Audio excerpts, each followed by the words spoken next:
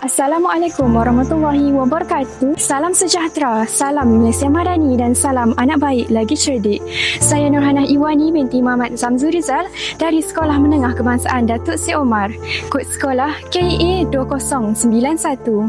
Berdirinya saya di sini untuk berkongsi tentang 5 ciri murid sejahtera yang mampu melahirkan generasi yang berkualiti dan berdaya saing. Antara ciri berikut ialah beradab, berilmu, berkemahiran, berdaya tahan dan berkeyakinan.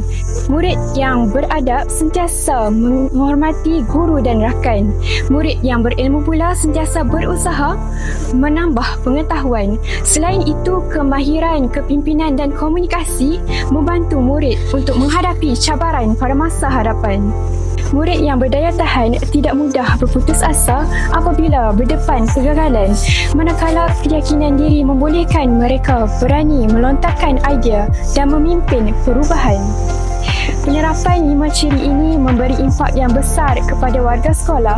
Ia dapat mewujudkan persekitaran pembelajaran yang positif, meningkatkan disiplin murid serta melahirkan pelajar cemerlang dalam akademik dan sasiah.